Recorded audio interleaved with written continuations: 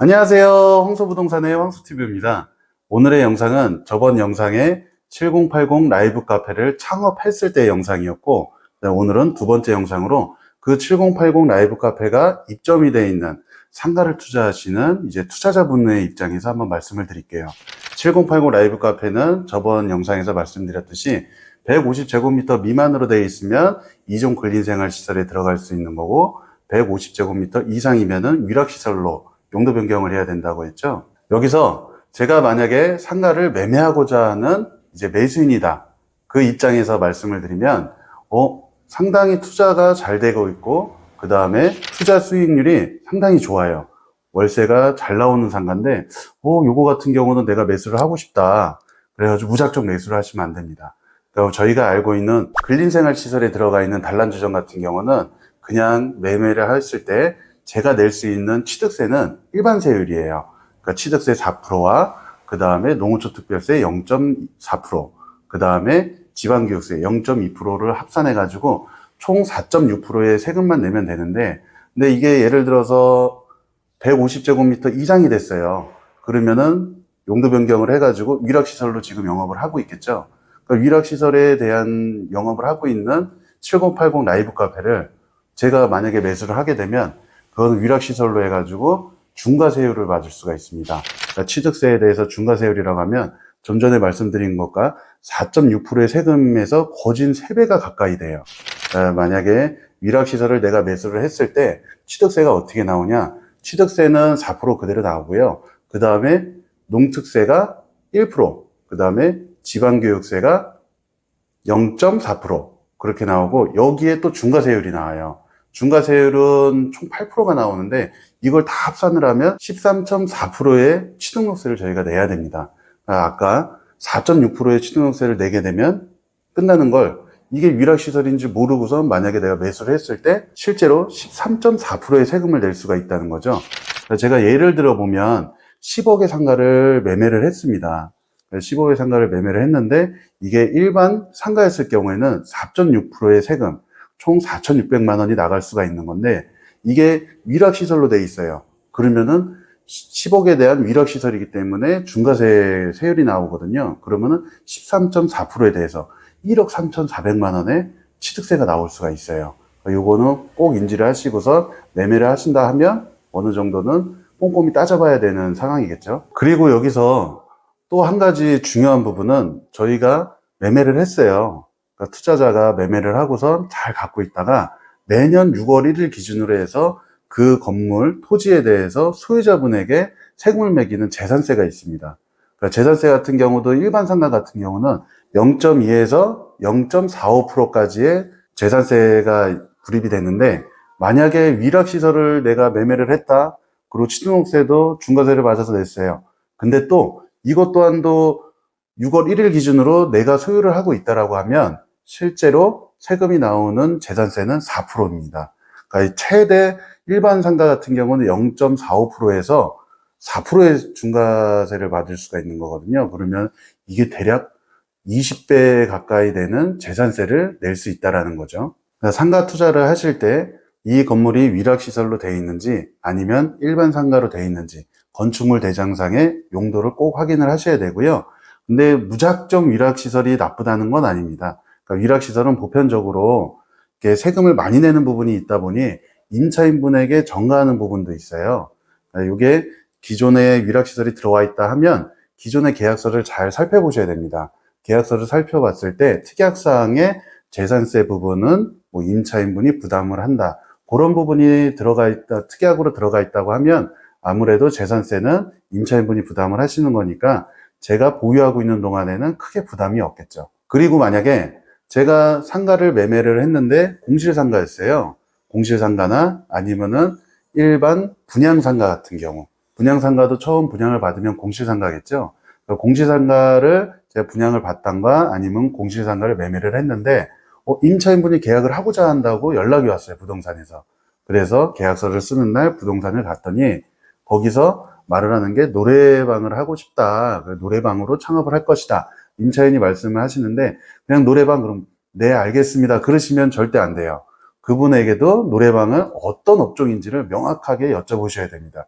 노래방의 기준은 저번 영상에서 말씀드렸듯이 일반 노래방도 있고요. 그 다음에 단란주점형 노래방도 있고, 그 다음에 유흥주점의 노래방도 있어요. 그것도 면적에 따라 가지고 상당히 이완화가 되어 있는데, 제가 지금 말씀을 드리고자 한 건 중과세에 대해서 말씀을 드리는 거잖아요. 예를 들어서 위락시설로 등재가 될 수 있는 부분, 지금은 내가 이종 근린생활시설에 상가를 갖고 있지만 계약을 하고자 하는 사람이 나타나서 부동산에서 계약서를 쓰려고 하니 150제곱미터 이상의 단란주점을 하겠다. 노래도 부르고 술도 팔고. 그러면은 그거는 위락시설로 용도 변경을 해야 됩니다. 위락시설로 용도 변경을 했을 때는 임차인분이 하는 게 아니라 임대인분이 용도 변경을 해주고 임차인에게 사용 수익을 하게끔 해줘야 되는 부분이거든요. 그러나 만약에 무작정 용도 변경을 하고 장사 열심히 해주세요, 잘해주세요, 그렇게 했다가는 세금 폭탄 나올 수가 있어요. 제가 취득을 한 날로 해서 처음에는 근린생활시설이었지만 예를 들어 임차인이 들어와서 용도 변경을 해주고 위락시설로 변경이 되면 그 기간이 5년이 지나지 않고 5년 이내라고 하면 다시 취득세의 중과 부분의 세금이 다시 나올 수가 있어요. 그리고 용도 변경을 하고선 그 해에 6월 1일 기준 저에게도 또한 재산세 중과가 나올 수가 있습니다. 계약서를 쓰실 때 재산세 중과가 나오게 된다고 하면 그 특약은 꼭 쓰셔야 되겠죠. 그럼 지금 말씀드린 걸 요약을 해보자고 하면, 내가 상가를 샀어요. 상가를 샀는데 이곳이 노래도 부르고 주류도 팔고 만약에 적개곤이 있다. 그러면은 위락시설이겠죠. 그러니까 위락시설이라고 하면 나한테 취득세,가 4.6%가 아닌 13.4%의 세금이 나오겠구나. 그 다음에 매년 6월 1일 기준으로 해서 부과되는 재산세 또한도 최대 0.45%가 아닌 4%의 재산세가 나오겠구나라는 것은 꼭 인지를 하셔야 되고요. 만약 상가를 매매를 했는데 근린생활시설이었지만 임차인이 계약을 하고자 한다. 만약 상가를 분양을 받았는데 분양을 받고 첫 임차인이 왔어요. 계약을 하고자 해가지고 부동산에 만났는데 저는 위락시설로 할 거예요. 그러니까 위락시설이라고 하면 방금 말씀드렸듯이 주류도 팔고 노래도 부르고 그 다음에 적개곤도 있고 그런 상황에 업종을 하겠다라고 하면 내가 지금 취등록세를 낸 것과 또 추가적으로 중과세를 취등록세를 낼 수 있다라는 것, 그 다음에 0.45%가 아닌 4%의 재산세가 나올 수 있다라는 점, 그거는 꼭 인지를 하시고요.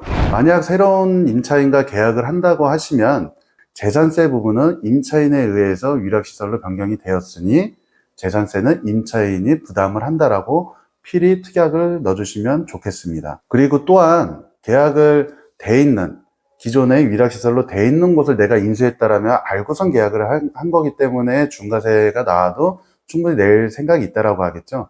근데 그에 반면에 근린생활시설이었는데 노래방을 한다고 해가지고 했더니 알고 보니 위락시설이에요.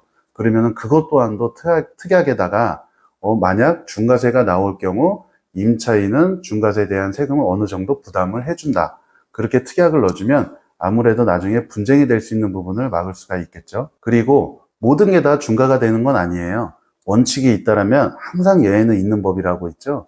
그러니까 예외적으로 중과세를 맞지 않는 위락시설의 경우도 있습니다. 첫 번째로는 실질적 영업 면적이 100제곱미터 미만이었을 때는, 이하였을 땐 중과세가 나오진 않고요. 그리고 영업장의 면적이 100제곱미터 이상이에요. 이상인데 그러면은 중과세가 나오겠죠. 근데 하지만 100제곱미터 이상이지만 실제로 객실이나 아니면 룸의 면적이 전체 면적의 50%를 미치지가 않아요.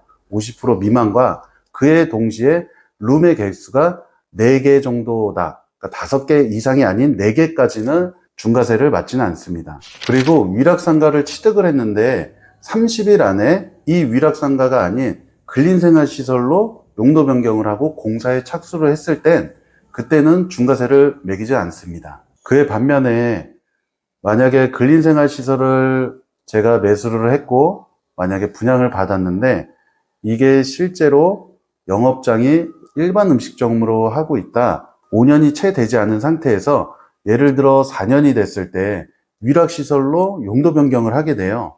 그렇게 되면 5년 이내에 용도 변경을 한 거기 때문에 중과세가 다시 나올 수가 있어요. 오늘은 상가 투자를 할 때 위락시설이 돼 있다. 그러면 중과세가 나오는 내용을 말씀을 드렸고요.